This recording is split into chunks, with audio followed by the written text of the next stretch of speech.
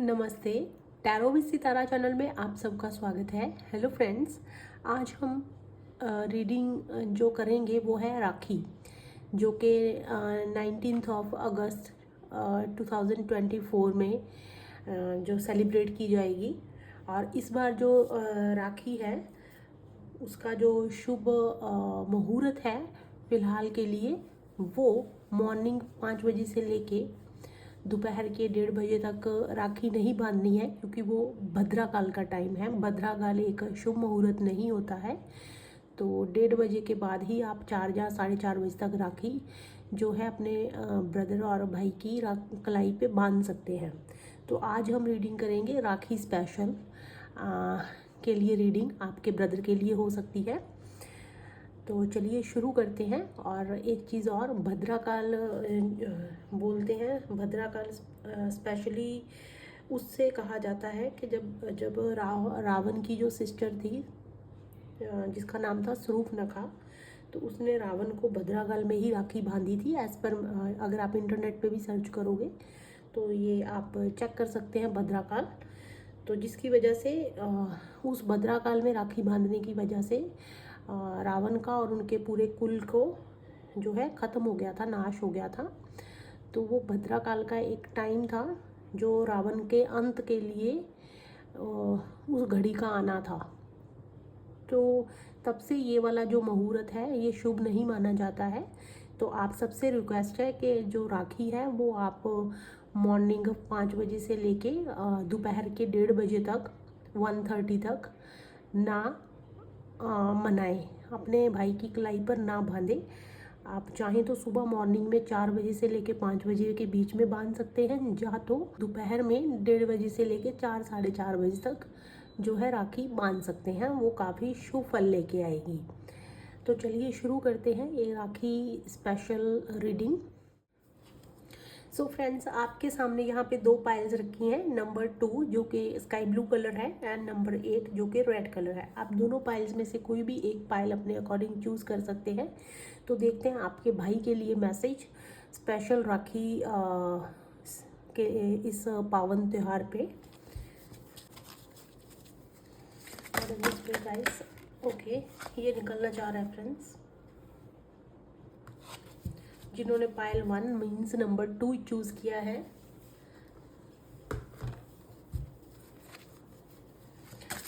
Guys pile 1 number 2 के लिए उनके ब्रदर के लिए मैसेज दीजिए प्लीज। ओके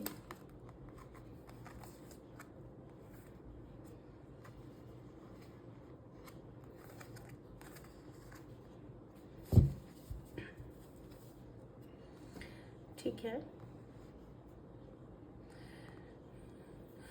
सो जिन्होंने पायल 1 चूज़ किया है नंबर 2, तो आपके लिए यहाँ पे जो आपके ब्रदर के लिए मैसेज निकल के आया है, चलिए देख लेते हैं फ्रेंड्स। हम पहले कार्ड्स को थोड़ा ऑर्गेनाइज कर देते हैं ताकि आपको कार्ड अच्छे से समझ में आ जाए।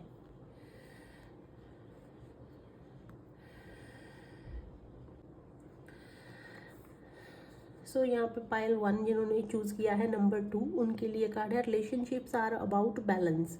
So the best relationship are a reciprocal balance of being and having fun together just because you enjoy being together and seeing each other grow. So friends, relationship definitely एक म्यूचुअल अंडरस्टैंडिंग के base पे ही चलते हैं।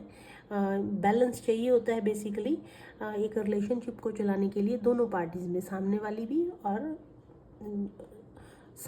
हम भी, जो हम जिस पार्टी के साथ डील कर रहे हैं। तो रिलेशनशिप बेसिकली 2 पार्टीज़ के अंदर म्यूचुअल अंडरस्टैंडिंग होती है। तो एंजॉय रिलेशनशिप में पर्सन तभी कर पाता है जब वो इकट्ठे होते हैं और एक दूसरे को बढ़ता देखना चाहते हैं। तो आपके ब्रदर के लिए आप मैसेज देख रहे हैं, तो डेफिनेटली आपके ब्रदर की लाइफ के अंदर थोड़ा सा बैलेंस और म्यूचुअल अंडरस्टैंडिंग की ज़रूरत है। हो सकता है कोई मदर फादर के बीच, मदर बच्चे के बीच में, या कोई भी किसी चीज़ में वो म्यूचुअल अंडरस्टैंडिंग की थोड़ी सी कमी है, तो उनको बैलेंस करने की ज़रूरत है। और एक दूसरे के साथ रह के एक दूसरे के तरफ से सोचने की ज़रूरत है कि अगर मैं इसकी जगह पे होता या होती तो मैं कैसे चीज़ को हैंडल करती। तो सामने वाले की एडवाइस की, सजेशन की, उनकी बातों की वैल्यू करने की ज़रूरत है, अपनी लाइफ में थोड़ा सा म्यूचुअल अंडरस्टैंडिंग लेके आने की ज़रूरत है। Keep the unwavering thoughts feelings and action focused on your target and you will make your mark. जो भी आप अपने थॉट्स हैं, फीलिंग्स हैं, एक्शंस हैं, आप क्या सोचते हैं, आप उनके ऊपर क्या एक्शन लेते हैं, आप क्या बोलते हैं, आपके मन में क्या विचार आते हैं, ये सारी चीज़ें आपको उस अकॉर्डिंग सोचनी है जिससे आप अपने टारगेट को पूरा कर पाए। तो आपके भाई के लिए यही मैसेज है कि उनको अपने थॉट्स पे, अपनी फीलिंग्स पे, अपने एक्शंस के ऊपर प्रॉपर तरीके से फोकस के साथ आगे इन चीज़ों को बढ़ाना है, ताकि वो एक एग्जाम्पल सेट कर पाएँ जहाँ पे दूसरे लोगों को वो अच्छे से इम्प्रेस कर पाएँ, दूसरे लोगों को समझ में आए कि हाँ, इस पर्सन ने जो भी काम किए हैं या कोई भी चीज़ की है वो बिल्कुल मानने वाली चीज़ है कि बहुत सही की है। तो उस अकॉर्डिंग उनको अपने थॉट्स, फीलिंग, एक्शन रखने की ज़रूरत है।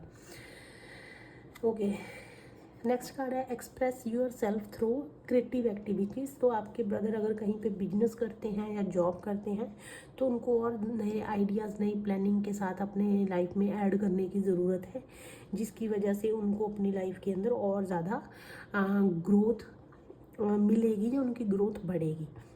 अगर आप कुछ नए प्लान्स, कुछ नया आइडियाज़ लेके जाते हैं तो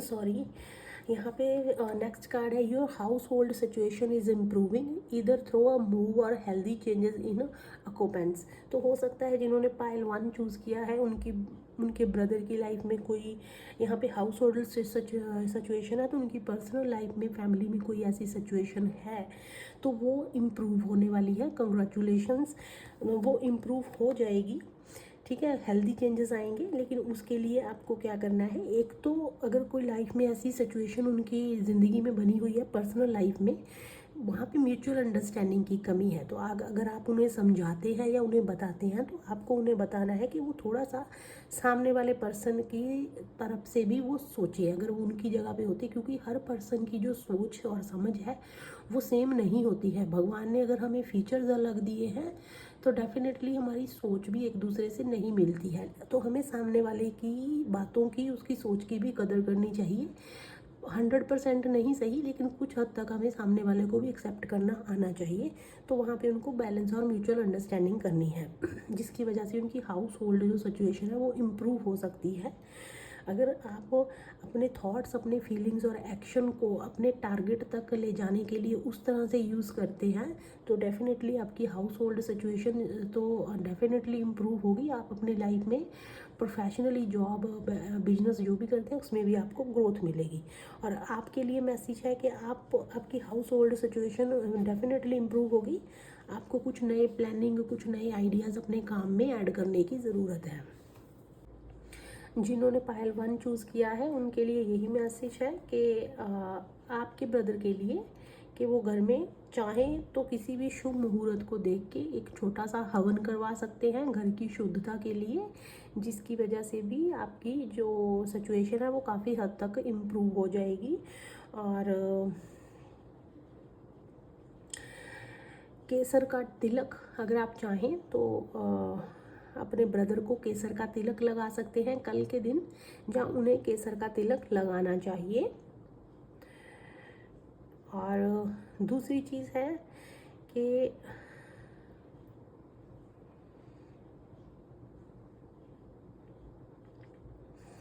जिन्होंने पायल 1 चूज़ किया है उनके ब्रदर के लिए मैसेज है कि सुबह शाम मतलब मॉर्निंग के टाइम में और इवनिंग के टाइम में अपने घर में कुछ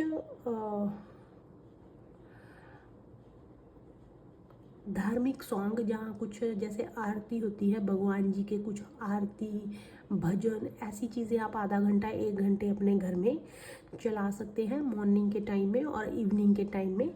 इससे भी आपके घर की जो सिचुएशन है काफ़ी हद तक इम्प्रूव होगी। बट उसके लिए आपको अपने घर में बहुत ही सफाई, शुद्धता रखने की ज़रूरत है। और उसके बाद आप सुबह और शाम भगवान जी के भजन, आरती, जिस भी भगवान जी में आप बिलीव करते हैं उन्हें आप सुनिए, इससे भी आपको काफ़ी ज़्यादा हेल्प मिलेगी। सो ये था पायल 1 के लिए राखी स्पेशल रीडिंग उनके ब्रदर के लिए। चलते हैं पायल 2 की तरफ। Thank you so much.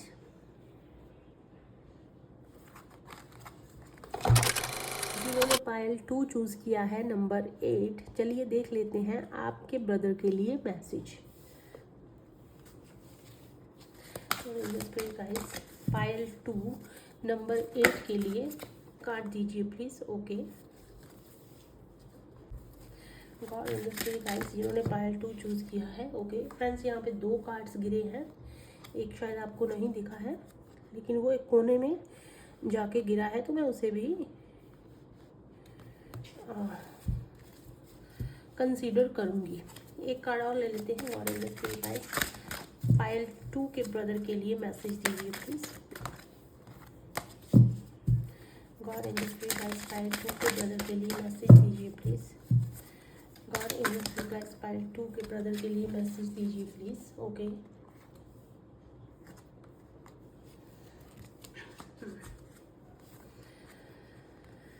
Okay पायल 2, जिन्होंने पायल 2 चूज़ किया है नंबर 8, तो आपके ब्रदर के लिए क्या मैसेज निकल के आया है? Mind power, your amazing brain can literally rewire itself, so get those neurons firing along new more positive pathways and transform your mind, your approach and your life.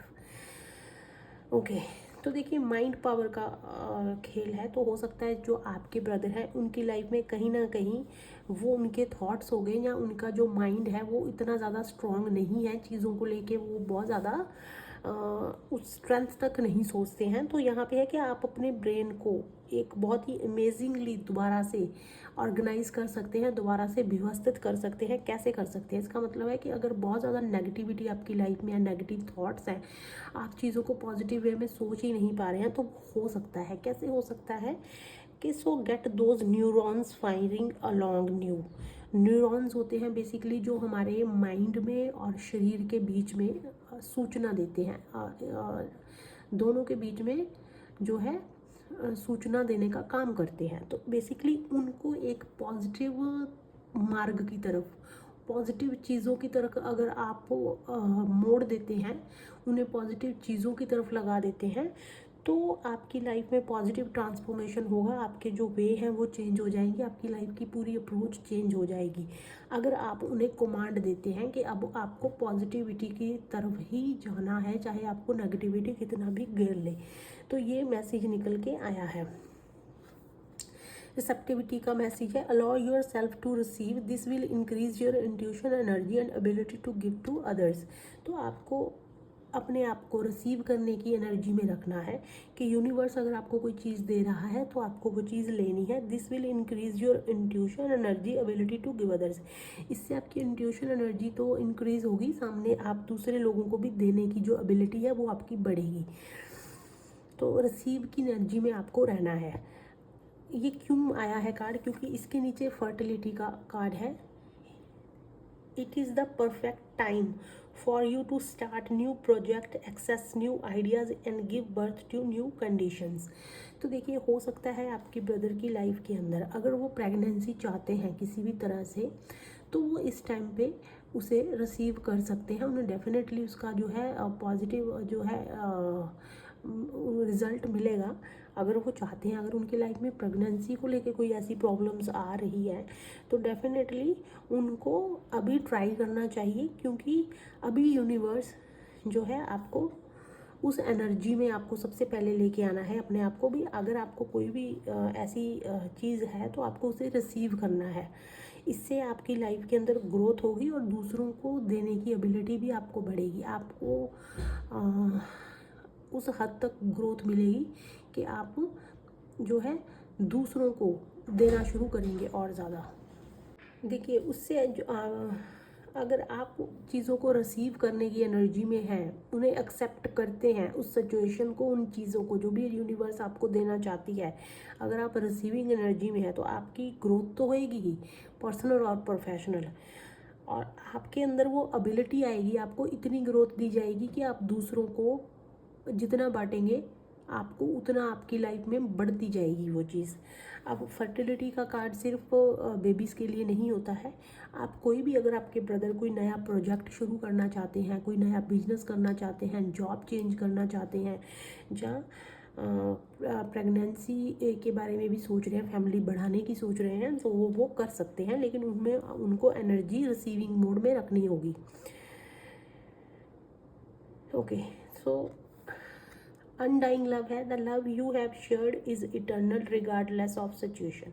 जो भी आप प्यार दूसरों के साथ शेयर करते हैं वो हमेशा इटर्नल रहता है, ठीक है, उस सिचुएशन जैसी भी हो। लेकिन अगर आप दूसरों के साथ चीज़ों को शेयर करते हैं, चाहे वो प्यार है, रिस्पेक्ट है, तो वो हमेशा रहता है। उसका फल आपको हमेशा आपकी जनरेशन को, जब जब आपका जन्म होगा, जब जब आप रहेंगे, आपकी सोल को, आपके बच्चों को, आपकी जनरेशन को हमेशा मिलता रहेगा। वो इंटरनल रहता है।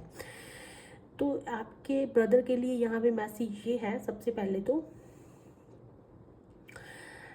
किसी भी शुभ दिन पर, जहाँ स्पेशली कल, एक तो उनको कुछ दान करने की ज़रूरत है।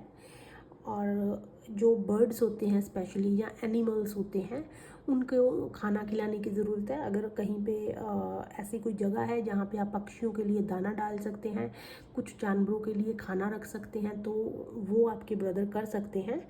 और दूसरी चीज़, अगर दान में वो किसी को भी खाना ऑफ़र करना चाहते हैं, तो कल के दिन आपके ब्रदर के लिए मैसेज है कि उनको कुछ दान करने की ज़रूरत है, गरीबों के लिए। और स्पेशली एनिमल्स का कार्ड आया है, तो एनिमल्स के लिए उनको कुछ दान करना है।